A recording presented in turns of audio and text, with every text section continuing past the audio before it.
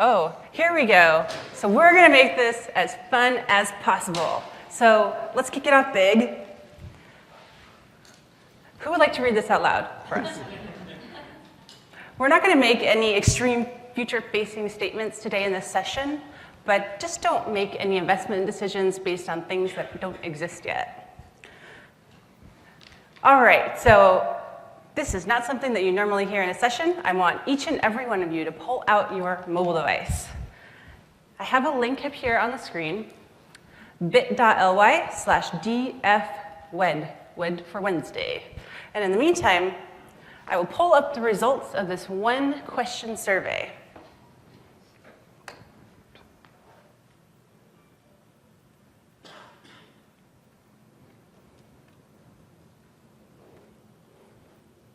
The address is still up, bit.ly/dfwed.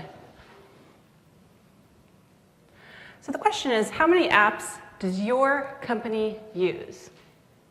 And we'll see these results updated live as you respond. I'm questioning if I have the wrong survey. Oh no, here we go. We're getting some results. All right. So keep adding them in. So what is exciting about this? This is a survey that I, a marketing person, created on Get Feedback, which is a Salesforce1 Mobile App. It's available on the AppExchange. And it's something that anyone can use. I can easily customize it. You can see I put a picture of the Dreamforce bubble structure, I guess the hex cloud that's covering Howard Street right in the middle of the survey. And I also made it available on every mobile device. And this is an example of a Salesforce1 Mobile App that you can have available in your Salesforce org today. So we have some big app users in the room. Could I have the people who put 6+ stand up? Awesome. You get a prize. You get some app sauce. Congratulations. App sauce for you. Congratulations to you for being one of the biggest app users in the room. Oh, we have some more. Anyone else? Big app users in the room? Do you have 5 or 6 apps that you use in your org? Stand up. Go ahead and stand up. You get app sauce, and you get app sauce, and you get app sauce. All right. Okay, so you can see now that using apps, using Salesforce1 mobile apps, is easy. And you can install them in your org easily and quickly. And I have some customers here today to tell you about what apps that they use in their businesses to run their businesses better and faster. So my 2 speakers today are Richard Stack. Sorry about that. Richard Stack, the VP and Global Head of Staffing and Recruiting, as well as, sorry, I got out of order on my slides here. As well as Kevin Larson, our Salesforce System Administrator for Food and Water Watch. So you saw one Salesforce1 mobile app available on the AppExchange, but there's a lot more apps out there. In fact, there are over 300 Salesforce1 mobile apps available on the AppExchange. In addition to that, there are over 2,600 apps for every department and every industry. So if it's sales, marketing, HR, IT and admin, or just about anything else you can imagine, you can find an app on the AppExchange. So let's get straight into it. Let's go first to Richard. And Richard's going to tell us about the apps that he uses. So Richard, thank you for coming today. Could you tell me a little bit about your company and your role? Cloud Sherpa is in a kind of a unique position here at Dreamforce. We're both a Salesforce partner, but we provide cloud integration services globally. So organizations that are trying to move their business to the cloud, we're helping them to do so. But internally, we're dedicated to the Force.com platform as well. And so in my function, I manage all of our recruiting and resource management. Great. And so I'm going to hand you the clicker, and you can talk about each of the apps that you use in your business. Sure. For those of you that would have interest in sort of the middle to back office, this is probably going to be most relevant for you.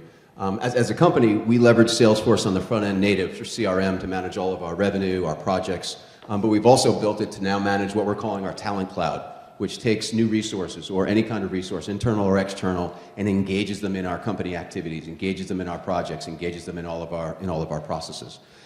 So the large ones, as you can imagine, being the head of recruiting is going to be candidate management. Right, so early on, we recognized the very direct relationship, at least for our business, between revenue and resourcing. As you can imagine, as a services company, we have projects. Projects get staffed, and that's how we run our business. If we're unable to connect those two things, we're in a lot of trouble. Right, so we needed a ton of transparency to be able to drive our demand, right, and our investments. One thing that we, like many other organizations, especially in the middle to back office, we don't have the budgets that the front office guys have, right? So we need to be able to be lean. We needed to move quickly. So building was not an option for us, right? So when we went to the AppExchange and we started talking to some of Salesforce partners, not just relieved but thrilled to see how much development has already been done for us. And so in our talent cloud, we then, I think, actually I got some app sauce already, but I think we run about 8 apps inside our talent cloud, and I'm just going to touch on what I'll call our big 3. My largest and my most committed app in recruitment is a product called Jobscience. Jobscience leverages all of the traditional Salesforce architecture to drive your recruiting process. If you have an interest in connecting your recruiting org or your delivery organization or internal staffing organization with your revenue and with your projects, this is easily the simplest app we've ever used to do so. At a core, it could actually stand as a standalone applicant tracking system as well. So this thing was built heavy to really manage a tremendous amount of candidate throughput, processing, interview feedback, and then downstream we've integrated it with all of our back-end systems. So automated IT provisioning, payroll and benefits integration with ADP, and other non-Force.com apps as well. So not everything that we do is going to live inside the Force.com or the AppExchange ecosystem, but most of it does. What we've been most thrilled about actually are the mobile extensions that we're able to offer out to our managers. Believe it or not, from time to time, hiring managers are slow in their response on their candidate decisions and opinions. So providing them with mobile interfaces, providing them with a means to provide the candidate feedback from an airport on their mobile device, whatever the case may be, has been a huge advantage. We're now trying to actually stress the system further, get into some audio stuff, actually get them out of typing, get them into speaking their responses, leveraging all different kinds of technology. So far, we haven't found any limitations from Jobscience to be able to do it, and we're going to continue building in this investment. The next and easily our largest, most important to our financial organization is going to be our Financial Force decision. We have moved all of our resource management, all of our PSA, all of our time tracking, all of our expense and billing onto Financial Force. So again, in a dedicated Force environment, the simplicity with which we can projects, well, first manage our leads, manage our revenue, manage our relationships, then manage our actual projects, and now we're managing our people, their time, and their effort. This then drives downstream systems that drive our billing, it drives our costing, it drives a whole variety of very strategic business decisions. Our future state has this even generating, or actually in some of our newest regions, this is also acting actually as our core GL for those regions. So we're really stressing the system, and so far we haven't found any limitations. And as far as, actually, do I have 3 or 4 up here, Jennifer? I might have 4. Oh, I've got 4, good. DocuSign for us inside recruitment is like any other business process that needs signatures, right? If you can get it off paper, it's going to happen more quickly. So when we got into the business of hiring, and we needed to extend offer letters, or we needed things like budget sign-off, finance approval, we went with DocuSign. It's enabled us, obviously, to move quickly. It puts our candidates as well as our hiring managers in a position to be working online in a streamlined manner. Saves us a tremendous amount of headache downstream as well. Obviously, we're going to need records of these signatures. A lot of formal documentation needs to be signed, as we all remember, as we take new jobs.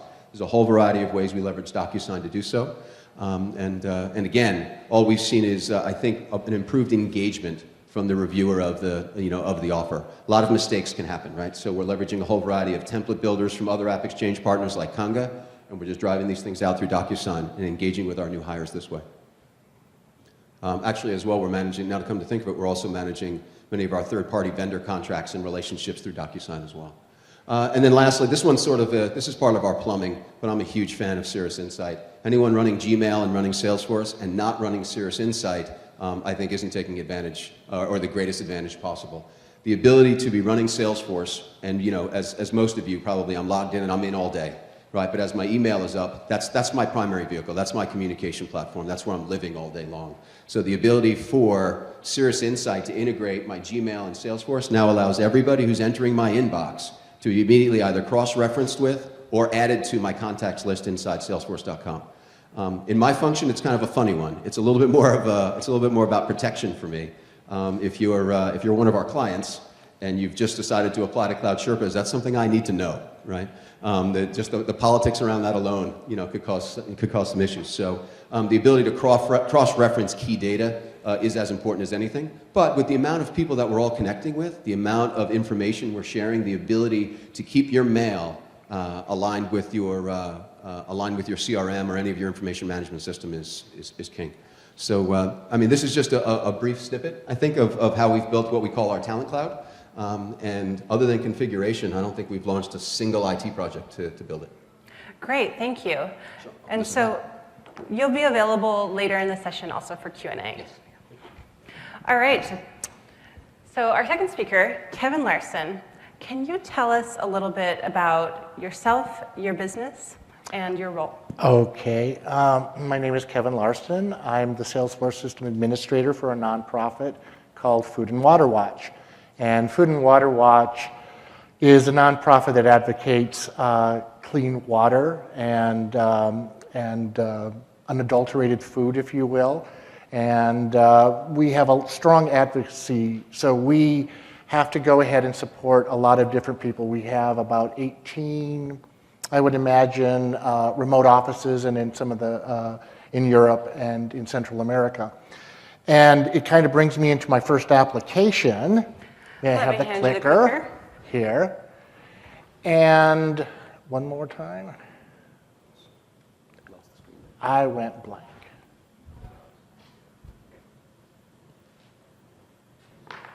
We didn't practice this, so. There you go. Okay. You're live. So what it was is that we've been on the platform for approximately 2 years, and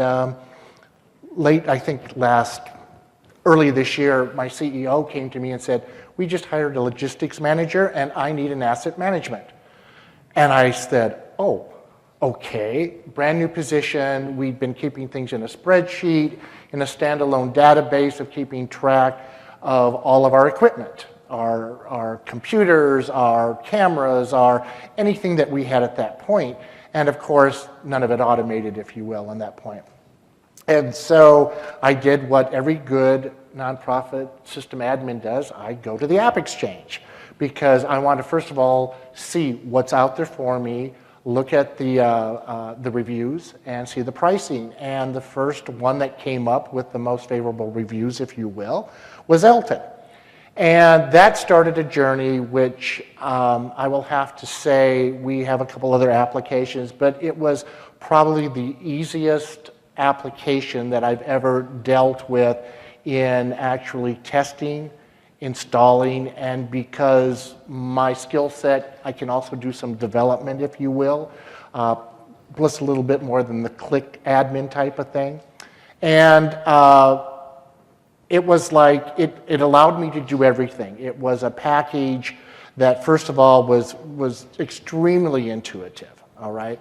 The other thing that we were looking for, though, is because we were distributed, I needed to have a way of taking inventory in all of our offices. And that got us to the point of, well, do we buy little scanners? Do we do barcodes? Well, Elton had the capability of not only having barcodes, but QR codes, which was just ideal.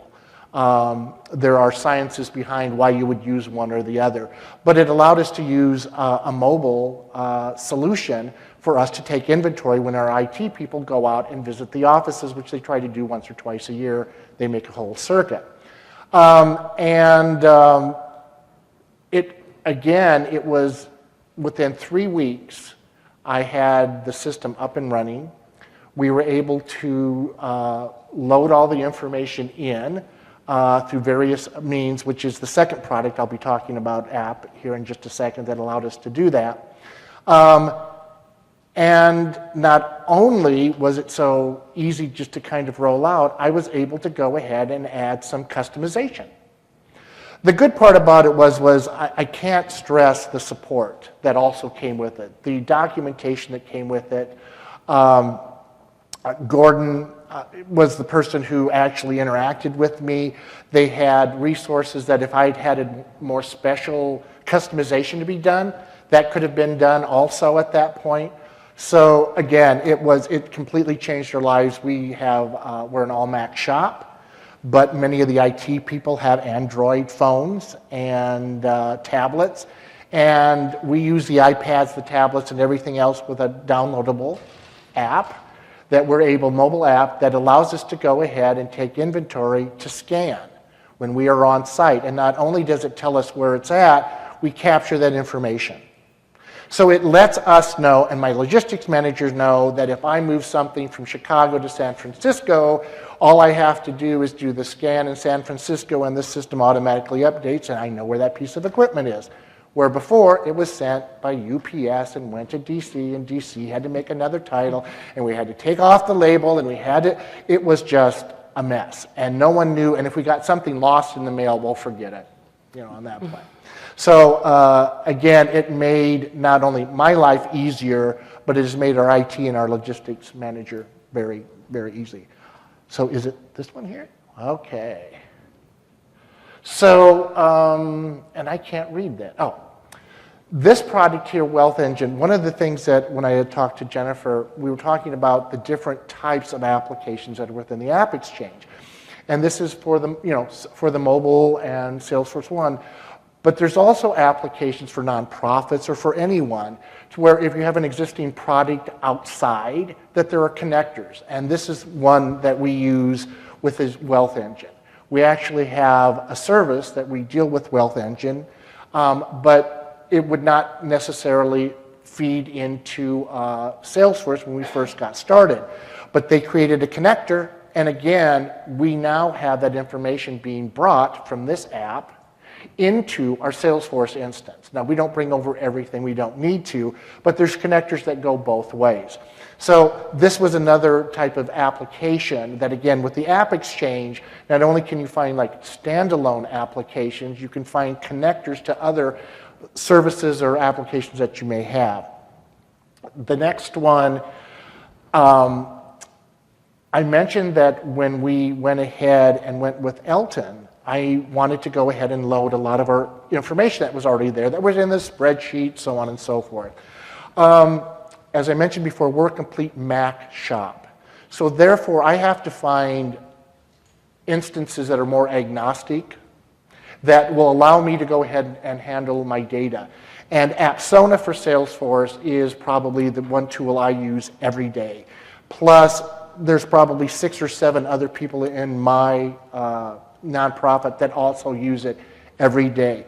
The ease of use, the type, again, the service, the documentation, it's just fantastic. And it's an alternative to the data loader, if you will. I find it a lot easier to manipulate, to go through.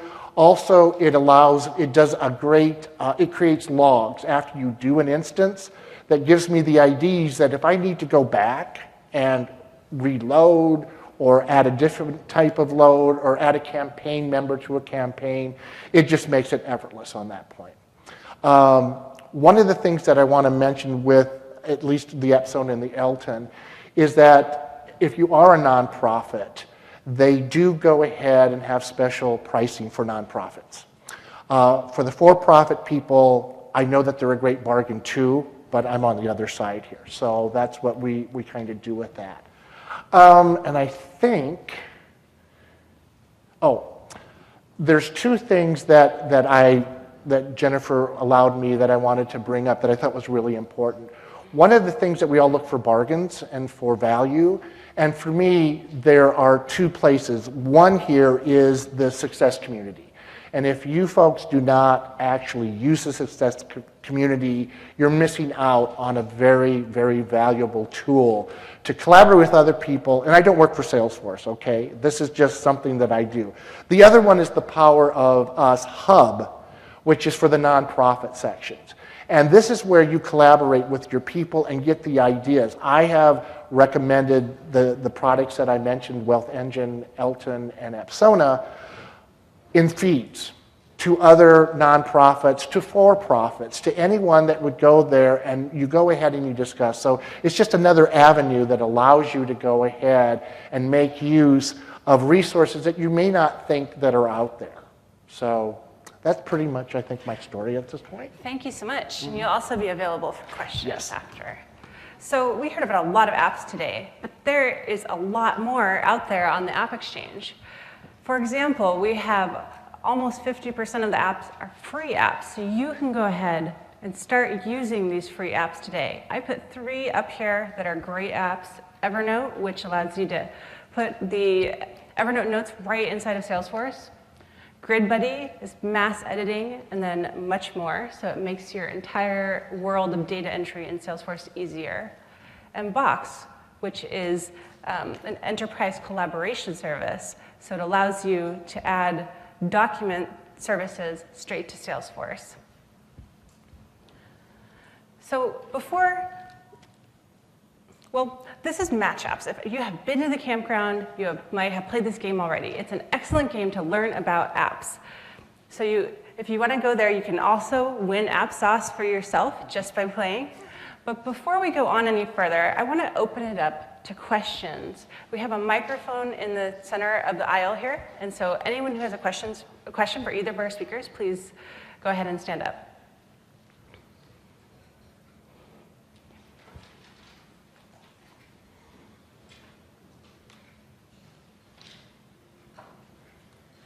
This question is for Richard. I'm looking at Serious Insights. Do you guys have an inside sales team or an in-house? Are they using it? Oh, yeah. Yeah, this isn't specific just to the back office, right? Actually, I think like a lot of other folks, we sit in the back and we watch what the wealthy smart guys do up in the front, and then we try to steal from them. But Serious Insight's been installed across our org. Our inside sales group actually uses it quite effectively. Obviously, they need to know where people are, who they are, what lead is in what category, are they even responsible for the relationship, all the real things that drives an inside Salesforce. And being that they live in their email, right? They live in 2 apps, Gmail and Salesforce, and so Serious Insight allows that integration. One comment to make too is also synchronizes calendars. So if you're providing any calendar updates inside Salesforce, it can pull them right over into your Gmail calendar as well. Just puts, again, people in a position where you're most efficient, most effective. Do you know if they've had any issues with the fact that you can't automate the logging of the email? Explaining this very well, but you have to press the button in the email every time to get it to actually log the activity in Salesforce. So I'm worried about our team remembering to click the button every time. Right. I don't know, that you probably don't work that Yeah, closely I with see them. that. I'm going to see that less, right? Yeah. Because our tasks are then going to be managed upstream in Jobscience, for instance, and for recruiting.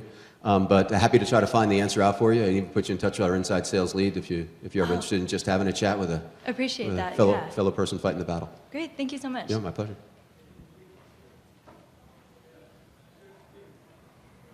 Hi. I have a question for anyone who might be able to chime in, or all. So my question has to do with the pricing of the applications, of the cost specifically, and whether within your organizations you have dedicated budgets for mobile apps, or is it more of a general app? Is it out in the line of businesses? Is it IT? Like, where does that come from, and is that changing, or? I can only speak from the nonprofit, and from the nonprofit end, almost rule of thumb is we don't have a lot of money, okay? So free is best, but you always have to remember you get what you pay for.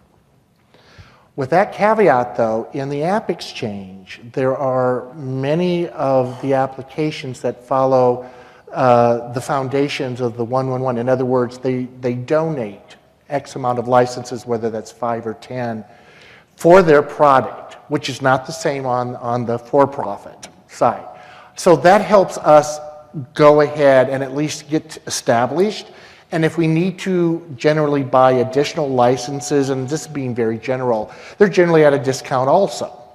So our budgets for software is, for a lot of nonprofits, is almost non-existent. That's why the AppExchange and the free apps that Jennifer was talking about give you that edge that you can actually go back and say, look, we did this, and if we had a little bit more money, we could also do this also.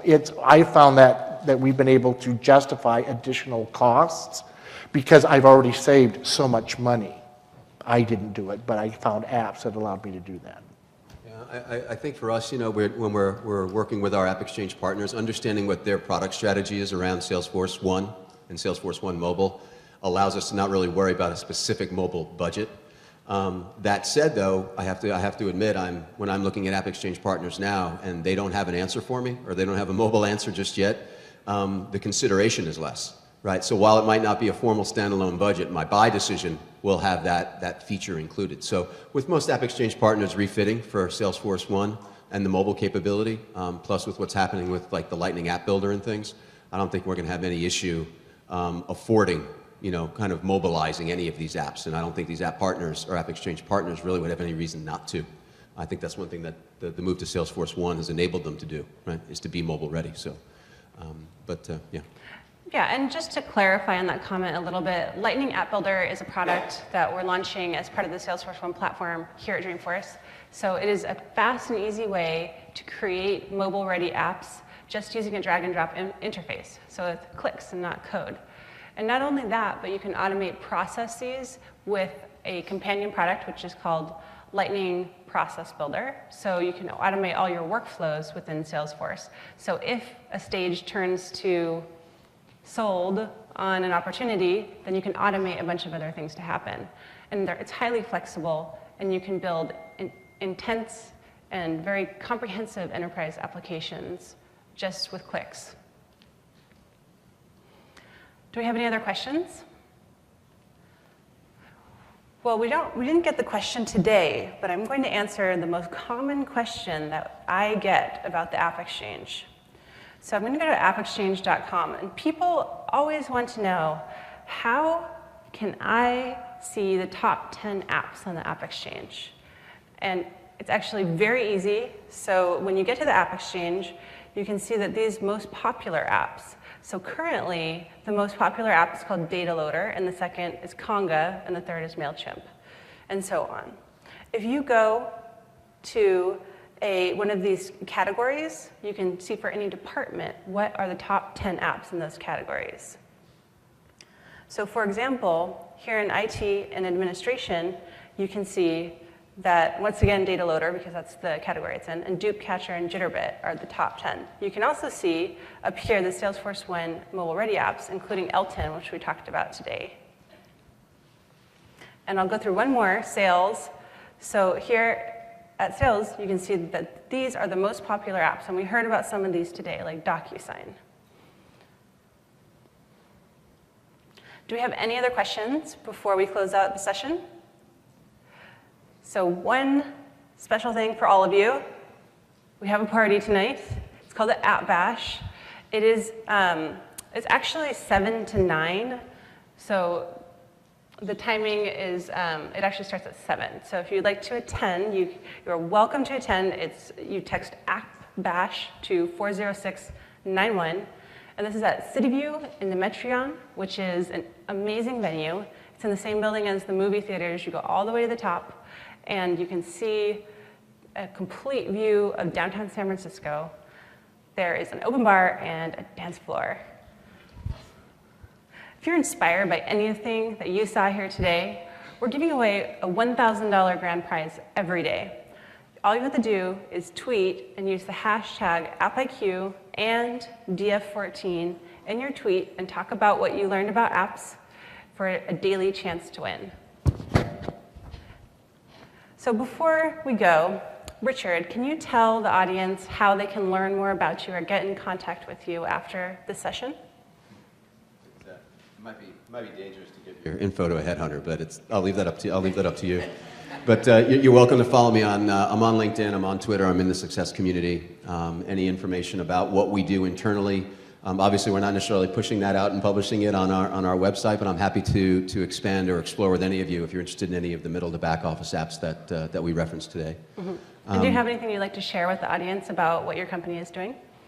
I don't know so much about what the company's doing. I would offer that with the amount of attention paid, obviously to the sales and marketing components around Salesforce and Force, a lot of the discovery ends in the front office. I think we're proving that the middle to back office can be equipped to handle what others might think are simple, silly tasks, but are our lifeblood, right? It's the core of our business. So I would just say explore the best you can. I think the intuitive nature of these apps and the ability for you to build and expand and integrate and configure on your own is going to also save a lot of your time and energy of having to wait on IT or other things. You're empowered to do these things. And I would just say, like anything else, if you can get yourself a little sandbox, plug and play. You're not going to cause much harm even by just figuring it out on your own. Mm-hmm. And sandboxes are free. You can go to the developer.salesforce.com and get a developer org for free and start just playing away with it. And how about you? How can the audience learn more about you and follow up after? Well, we have the presence on the web at www.foodandwaterwatch.com. I know we have a Facebook and a Twitter. I don't know what the hashtags are off the top of my head.